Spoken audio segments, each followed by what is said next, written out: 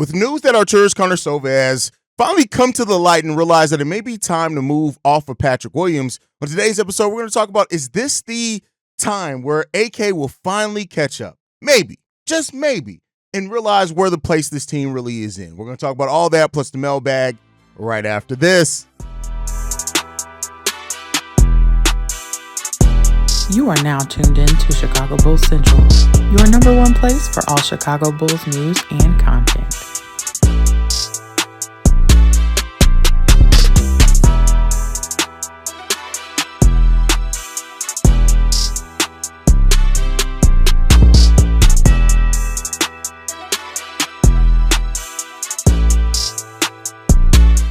What's going on, Bulls fans? Welcome to another episode of Chicago Bulls Central, your number one spot for everything Chicago Bulls related. I'm the host there, Haize, but more importantly, you guys can follow the channel at Bulls Central Pod on every social media platform we happen to be on.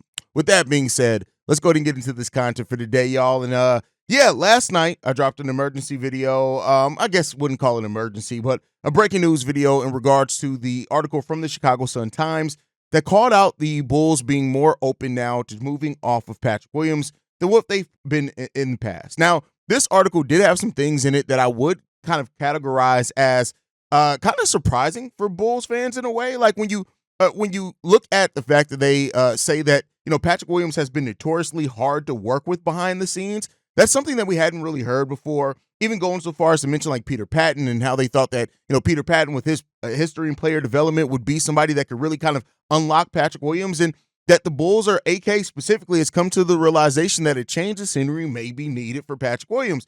And, here's the thing, and I know a lot of Bulls fans are going to react to this. I did it initially too. So listen, I'm right there with you guys and say, well, finally, AK, you understand this.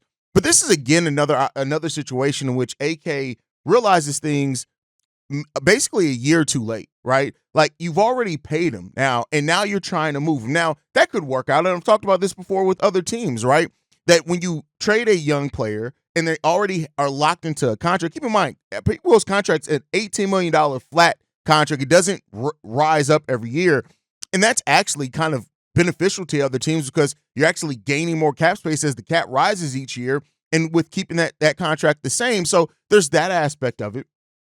And I think it really just comes down to this, right? If the Bulls are going to be able to move off of Patrick Williams, it's just going to come down to a team looking at P. Will and thinking we can do a better job at development because the Bulls suck at development. There's still a player in there in Patrick Williams. The contract is not that bad.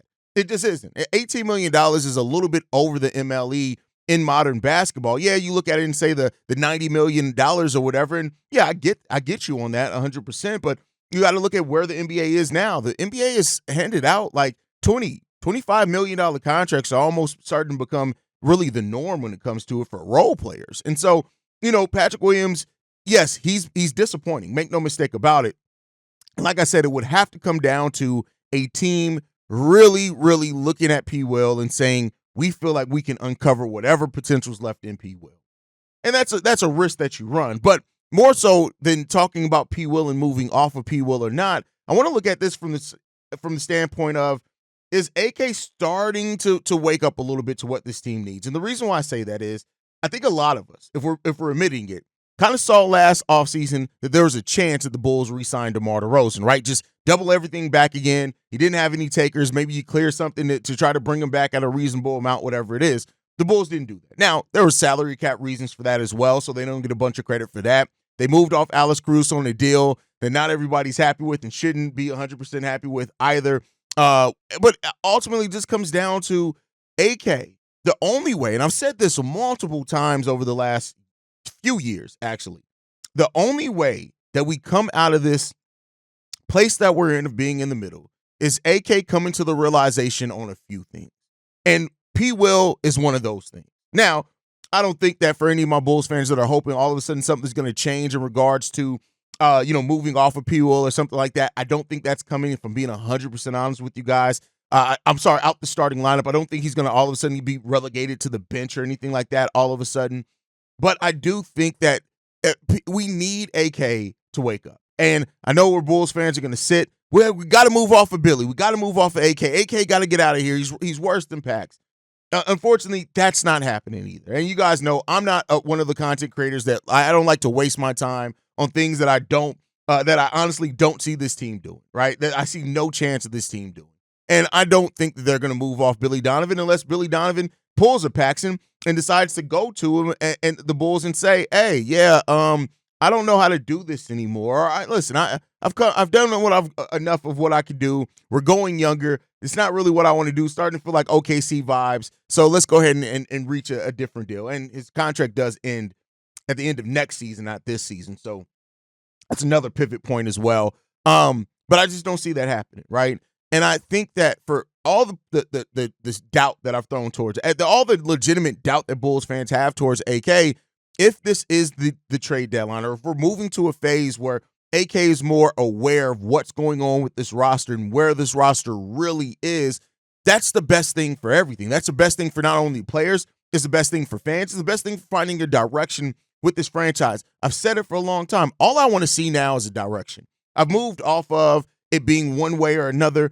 I just really want to see a direction for this team, and that's what we've lacked for so long, is a true direction. So I do think it's time, and I do think that AK could be getting to that place. And yeah, he's late. I'm gonna be real with you. He's late. He's hella late on coming to this realization, and it sucks because that's where it puts you in a place of being concerned about the future of the franchise, is when you're always late on everything that you decide to do. But he's getting there. And I do think that you need a level of honesty to yourself. Maybe if you don't even want to put it out there. Like, we still haven't seen AK. We haven't heard from AK.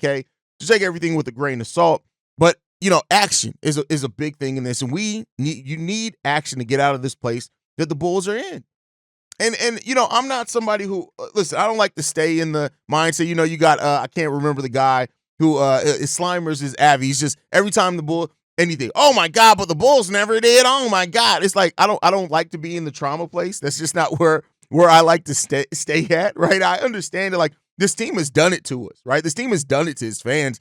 I'm not here saying that the team that these Bulls fans have done it to themselves. No, the Bulls have done this to us, right? The Bulls have made us sit in a place where we got to doubt and question every single thing that they do. Anything that looks like competency, we're like, wait a second, how they about to mess this up, right? Because that's what they've shown us. That's what they've shown us. That's what they've given us for the last 4 years, 5 years almost, right? Besides that brief period where it looked like, hey, they may have a plan, they may do something, in the injuries or whatever else took all that away. So incompetence is incompetence, and foresight is foresight. And so far, the Bulls have more incompetence than they do foresight. That's what they've shown us. But I do hope that that there is a more direction that's choosing soon. And we talked about this. The Bulls have a pretty good chance to keep their pick. They're not guaranteed to keep their pick, but they have a pretty good chance to keep their pick. If you're able to do that while keeping Zach LaVine on this roster, and Zach wants to stay, that's actually a really good thing, because you then, hopefully, if you get the right guy in this draft, which is another question for this team about their ability to draft, maybe that young player does end up becoming the leader and the star that we need. And then you still have Zach LaVine here under contract for 3 more years, which could be the transition period between that new player and Zach LaVine. So, I get it. Yes, the Bulls have not done enough to make sure that they keep their pick. That's just not there. It has not happened yet. But if they do, if it does work out for the Bulls, which would be one of the most craziest things that have happened in the Bulls for a while, positively, if we do keep this pick and we get some luck in doing that, if we're able to be in that place, I do think this. I think that the direction could be coming. There's starting to be light at the end of that tunnel. Starting to be. Right now, again, this is the Chicago Bulls, so we can be crawling towards that light and hit a pitfall and drop, and we're right back down in hell. That just is what it is when you're a Chicago Bulls fan and looking at the history of this franchise. But hopefully things are starting to go the right direction, hopefully, and we'll see. Now, the Bulls do have a game today, so before we get into the mailbag, I do want to talk a little bit about this game. We're facing off against the Portland Trail Blazers. And the Portland Trail Blazers are a team that have 13 wins on the season so far. They're 29th in the league in net rating at -10. They're 27th in the league in offensive rating at 109. They're also 28th in the league defensive rating at 119, 25th in true shooting percentage, 25th in effective field goal percentage, 28th in assist percentage, and 29th in turnovers. What is that? The Portland Trailblazers do nothing well in the game of basketball. They don't have a good offense. They don't have a good defense. They don't shoot the ball effectively. They turn the ball over a lot. They don't rebound well. The one thing that this team it has that's best on it, they're 7th in block percentage in the NBA. Somehow, through this team and all their struggles, they're 7th in block percentage in the NBA. So they can actually block some damn shots. But outside of that, they are bad at everything. But why, even with that being said, and those words coming out of my mouth, I don't feel safe for the Chicago Bulls. Nothing at this point feels, you know what? It would be the most crazy thing. Not the most crazy, but it would be wild for the Chicago Bulls to lose a game to the Portland Trailblazers after the losses that they've had. This team is bad, right? Not to say that the Bulls are good. The Bulls overall in the season are 22nd in net rating. Now, we're 14th in offensive rating overall in the season and 23rd in defensive rating. We have the 10th best true shooting percentage, the 7th best effective field goal shooting percentage, the 6th best assist percentage. But unfortunately, with all that said, we've seen the struggles that the Bulls have had. The Bulls only have 5 more wins than the Portland Trailblazers. Let's just put that into perspective. Only 5 more wins than the Portland Trailblazers, and we knew for a fact the Portland Trailblazers were coming into this season tanking. That's where the Bulls sit. That's well, I've been on my thing where Bulls fans say, I've been like, hey, we're closer to the bottom than to the top, but it is what it is, right? But the Bulls need to come in this one, and they need to understand what's in front of them and what the impact. This is the start of their West Coast trip. This is the last game as far as those 4 games in a row I talked about at the beginning of the week that we had against opponents all below 500. We lost 3 of those so far. So maybe the Bulls go for the trifecta or whatever you want to call it, the quartet. What would it be? 5th? 5th loss in a row, 4th loss against teams sub 500. So take that for what you will if the Bulls do lose today. And hopefully they're prepared and on their P's and Q's. Listen, they had a meeting after the game. Vooch called everybody dumb, called what they're going through dumb, how they're playing dumb, and then they came out and played dumb. So I don't have any faith really in this team right now. I know that they can beat this team in the Portland Trailblazers. I have no doubt about it. They can beat this team. Will they is the question coming into this game, and that's what we'll see. That's why the games are played, and we'll be live here tonight, pregame, halftime, postgame shows. Make sure you guys hit the subscribe button. With that said, it is Sunday, so that means it is a mailbag day. Let's go ahead and get into these voicemails. This one's from Larry. Hey, is this Larry calling back in? Yeah, this is going to be a little bit more succinct message. Looking at where we are now, 18 and 30, we're fighting for that play in again. It's like it's the same thing with just a little bit different characters. Just looking at it, this season is one of the biggest problems. We don't have a reliable forward. I mean, small or shooting, small forward or power forward. Zach is a shooting guard that, in case you could say wing, but he's more of a shooting guard that we're playing there because we don't have any reliable forward. The vet that's there, he's not part of the rotation. He doesn't play now. He's hurt. We should probably trade him. Patrick Williams is, I'm just going to hope that it's because of the injury and he's just not helpful. And maybe in year 6, because we've got him for another 4 or 5 years or however long we've got him. We can just hope that he gets some kind of consistency in his play. And then Julian and Dalen haven't proven that they're rotational players just yet. So that's pretty put us in the case. But really hoping for some of that lottery luck because we're really going to need it going forward. Just hoping for the best for next year because it looks like it's going to be more of the same without that lottery luck. All right, appreciate that, Haize. I mean, listen, Zach playing small forward. We can say that he's guard all day long, but he's playing small forward. Exclusively, his minutes have been played at the small forward today, so we got a productive forward. Zach LaVine is much like DeMar DeRozan. He's making the transition later in his career to small forward, and he's playing fine. That goes to the point of where the NBA is, that somebody who's played 2 guard the majority of the year of their career, who came into the league as a point guard, is now a full-time small forward, and he's playing perfectly well. Zach is a small forward. He's playing small forward for the Bulls this year, so that's what he's doing. Now, with that said, right, do the Bulls need more productive forwards? Absolutely. And that's why I want this future of, whether it's Julian Phillips and Modest, whether it's Modest and P. Will, whether it's Modest and Asa Newell, whether it's Modest and Asa Newell, I want those interchangeable productive forwards. That's the route that the NBA is going. Now, Julian and Dalen, I think, have shown themselves to be rotational pieces, right? they've been in the rotation all season, and they've had their pluses and minuses. But overall, I think when I'm listening to your voicemail area, what I take from it is the Bulls roster needs more balance. And I don't think there's any Bulls fan that's going to deny that. We need more balance overall. We need the roster to make a little bit more sense. Now, is that coming now? No. This season is probably not coming. That balance could come next offseason, but then again, we don't really have that many slated not to have that many open roster spots next year. So we got to see where that's going to go. But I do agree with you, having more production from our forward spot, because we're getting production from one forward spot. Regardless of who's fitting that spot or not, we're getting production from the small forward spot because Zach LaVine's there. Getting more production from our power forward could really help this team considerably. But then again, like I've said and like I always say, who's to say that this is the season where they're trying to look for production? Just a thought. But all right, let's get into this next voicemail, man. This one's from Greg. Hey, Haize, it's Greg from Southside. I just wanted to call up to say it's egregious that this front office exists the way they have. I've been saying this for like 3 to 4 years now, and it's exhausting. They don't. Why they get paid? I mean, how do you justify paying a GM what 2.93 million, whatever they get, and doesn't quit and is afraid to be a GM? That's crazy. Their fourth pick in the draft was P. Will. Yeah, well, that worked out. And this isn't hindsight. At that time, I was saying to myself in that draft, I was going, Tyrese Halliburton. That's who I wanted. I know it was not a strong draft, but that's the guy I wanted. The knock on him at the time was that he didn't weigh. He was underweight or he was skinny or whatever, but you could see the talent. And that's the problem, isn't it? The eye for talent.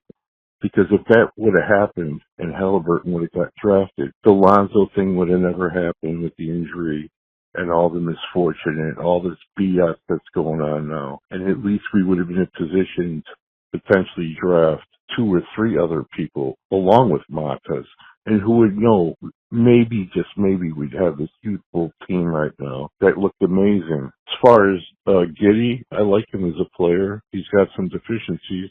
But it's obvious to me that you need a defensive 5, athletic guy that can run the floor and play up tempo. That's a break starter like Giddey, and get out and run and get rid of these veterans, for crying out loud. I don't care what we get for him at this point. He missed his window 2 years ago when they should have sent him out. And shame on him. That's his job. And he didn't do it because why? He overvalued his players, or he wanted more, or the league. Hey, it is what it is. You got to put this team in position to frickin' get better and become a championship team. And the only way that's going to happen through this organization is to get worse, and to get worse and be worse for a couple of years. But then you need somebody to pick talent and have an eye for talent. And shit, hire me, I'll do it. I mean, I just told you, Tyrese Halliburton 2 years ago, bingo, that would have been a hit. And as far as the upcoming draft goes, if we can't get all right, so we got the revisionist history doesn't work for me. You say that you're not hindsight, okay, but you are. Like, if we get Halliburton, we probably don't have Modest. We're probably too good. We don't have Modest at that point in time. Not to say that missing out on day, we may not even have Io. Now, we would have had a second round pick, so there's a chance that Io would have been that pick either. But then again, if you have Tyrese Halliburton, and then you still would have had Kobe White on your roster, who's to say that maybe you draft Io DeSumo and look for a point? Keep in mind, one of the reasons that the Bulls signed Lonzo because at that point in time, Kobe White wasn't very productive as a point guard. Tyrese Halliburton would have probably been productive as a point guard. So who's to say then that we do have because hell, we may not even draft Kobe Kobe was here before P. Will. So yeah, never mind on that one. But yeah, who's to say that we look to draft Io? Because maybe Kobe White is productive off the bench by then, even though he's never been for his career. So there, it's easy to look at things and just say, well, if we would have just drafted this guy instead of that guy, we didn't have Modest and Tyrese Halliburton. Where the chances are, and the reality is, we probably wouldn't have had those guys. Right now, I don't think that the Bulls all of a sudden win a ton of more games over that time. And Tyrese Halliburton isn't as seamless of a fit next to Zach LaVine. You got to keep that in mind. Lonzo was a seamless fit next to Zach LaVine before he went down injured, and he's starting to be that again. Tyrese Halliburton and Zach would have been a very questionable defensive lineup, right? Because they both aren't good defensively. Now, I think they both can be better than what we've seen them be at times. But okay, then that changes your draft profile of what you need to draft at that point in time. right? Then you are looking for something different. Maybe we do take Walker Kessler instead of Dalen Terry, but then again, like I said, we may not even be in the position to get those guys then. So you got to look at all of that, right? And I'd have to go through each draft over the years and kind of think about the way that it could go, but it's not as simple as just saying, hey, and I know you're trying to push yourself as a GM, right? But it's not that simple. And let's not forget that Tyrese Halliburton fell at 12th, right? So it wasn't like the Bulls were the only ones to overlook them. Yes, there are some people that looked at Tyrese Halliburton for sure, but that doesn't give you all of a sudden some magic insight on being perfect. Right now, I do agree with what the end of your voicemail is, as far as that to become a championship team, the Bulls are going to have to draft a player that turns into a star, because we're not going to sign for one. We're very unlikely to trade for one.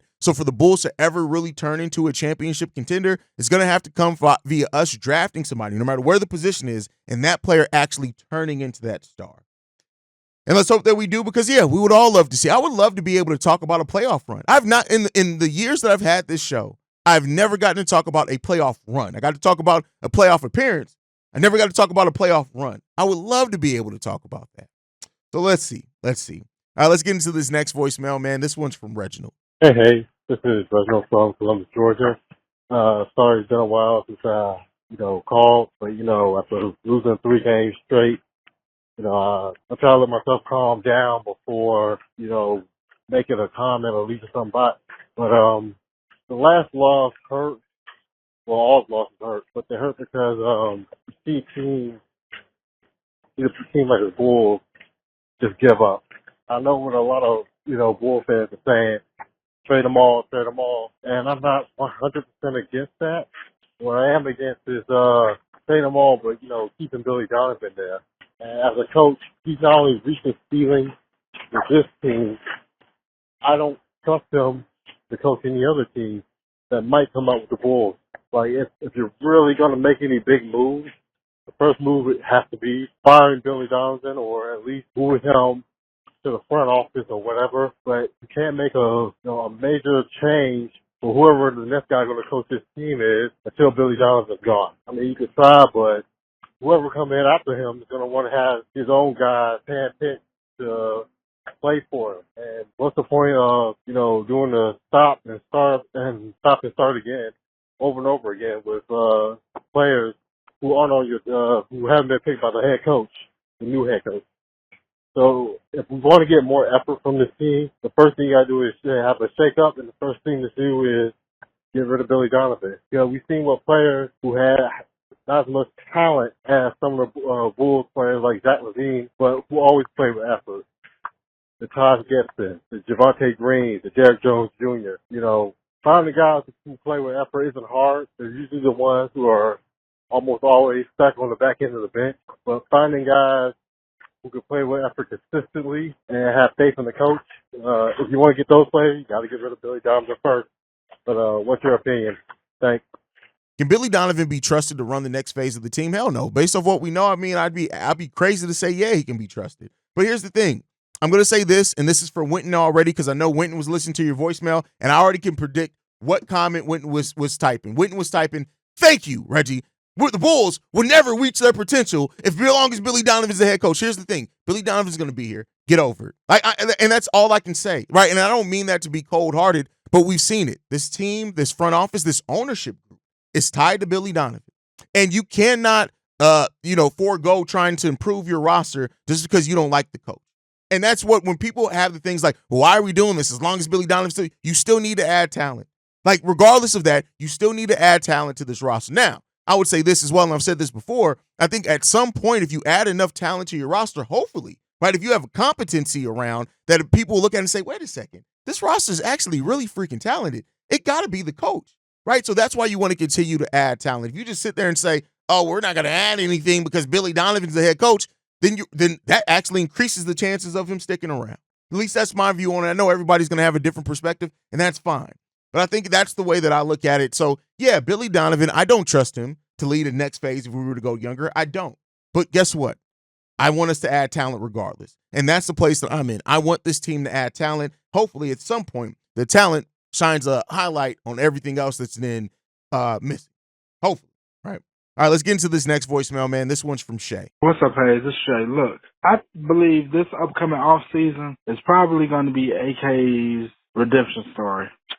And here's why I say this. Have you noticed the last 3 years he's had to regroup based off of what he's lost with Lonzo Ball due to the fact of him being injured? You know, getting signing Javon Carter, signing Goran Dragic, you know, signing all these different guards. Now he's going to have guys like Javon Carter off the books, maybe hopefully Josh Giddey as well, and Lonzo Ball, and now he's really, and once he trades away Zach LaVine and Nikola Vucevic, he's probably going to make this team into what he had envisioned in the first place. Now, I'm not going to say whether he's going to rebuild or retool or none of that. I don't know, but I feel like you won't see an imbalance in this roster no more come next season due to the fact a lot of people are coming off the books now. And AK is probably, once he trades with Zach LaVine and Vooch, he's gonna probably make this team into what he envisioned it to be, because he doesn't have a lot of hurdles, like injury hurdles anymore, such as, Lonzo Ball being out, so I got to replace him with this, or such and such being out. I got to worry about this. I gotta recompensate for this anymore, you know, because let's face it, the last 3 years he's been recompensating due to the fact of Lonzo Ball's injury. I feel like this season is probably going to be a season where you're going to see much more balance in the roster, but that's next season. Anyway, tell me what you think. Peace. Can AK have a redemption story for the Chicago Bulls? I think anybody can have redemption, right? But I do think that I think you overlook some things, Shay. A, Javon Carter's still on the books. B, we can't assume that they're going to move Zach and Vooch. We don't know if Lonzo Ball is going to be retained or still be on the roster. So you said that adding this roster spots, technically the only players that we have coming off the books next year are Lonzo Ball, THT, and Torrey Craig. And for that, then the Chicago Bulls will have $56 million below the first tax apron before they re-sign any of those guys. And Josh Giddey's more than likely getting an extension, right? And so then you're looking at probably splitting up your mid-level exception or using the trade exception that we have to add other players. So I don't know how much is really going to change in this offseason unless we do make trades. But as we've seen, we can't assume that trades are going to be made, and all of a sudden we have so much more flexibility. Now, if AK decides to get creative, cool, we can have that. And I would love for AK to get creative and really try to improve this team. But can he have a redemption arc? I'm somebody who believes that redemption is always possible. That doesn't mean that it's going to happen. And we'll have to wait and see.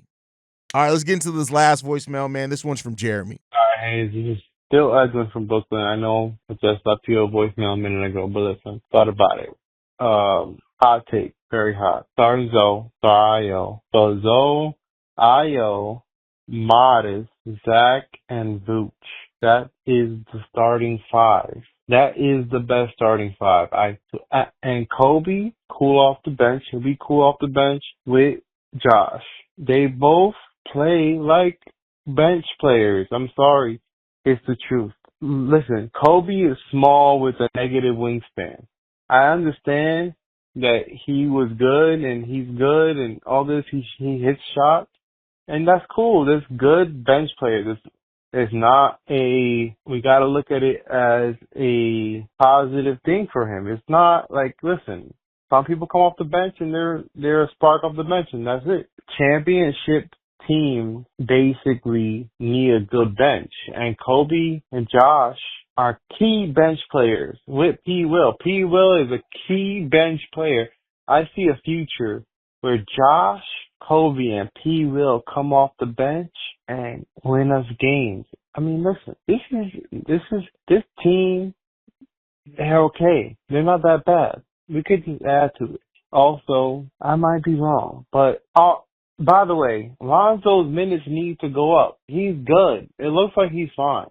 Lonzo's minutes need to be 30, 35, and back-to-back need to be okay at this point. Listen, if he's finishing games, that means he's that important. He is not making mistakes. So if you're not making mistakes, you need to play more minutes. That's pretty much it. Yeah, he might get beat off the fucking, he might get beat off the dribble once in a while, and he's not the same defensive player, but he is still a top defensive player because he was just so good at that moment. I mean, if you guys remember, before he got injured, they were talking about first team all defense. Look it up. That's how good he was defensively. They were legitimately considering him for all defenses, first team, whatever. All right, Jeremy. Okay, so Zoe, Io, Zach, Modest, and Vooch. Here's the thing, right? As far as that you have defense with Zoe and Io, right?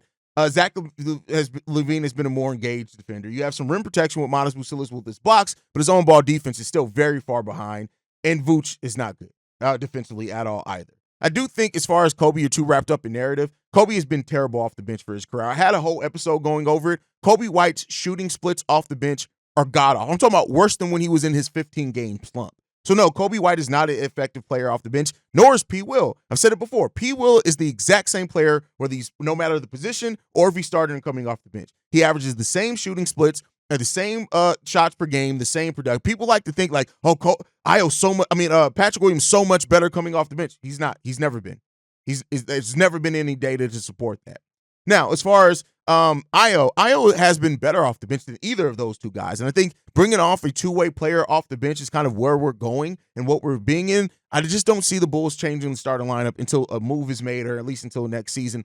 I just don't see it. Now, and Zoe, they're not going to start Zoe because of his inability to play back-to-backs. He's still on a minutes restriction, unless it's like a situation where they ran into when he had injuries, when we had a lot of injuries. Zoe isn't going to be a permanent starter on this time. Maybe not ever, because, again, we don't know if they're going to even re-sign him. So because of that, no, Josh Giddey's not going to move to the bench. You don't all of a sudden have some magic bench unit by moving Giddey, Kobe, and Patrick Williams to the bench. It's just not realistic. Maybe in 2K, but in real life, it's just not realistic.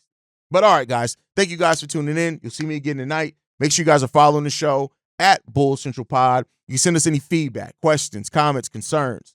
bullcentralpod@gmail.com. Lastly, if you want to leave a text message and our voicemail for the mailbag, the number to do so, 773-270-2799. We are the #1 spot for everything Chicago Bulls related, but that's thanks to you lovely and beautiful people. And like I like to end every episode on, go Bulls. Love you guys. See you right if you can, y'all. Peace. This has been a presentation of the Break Media.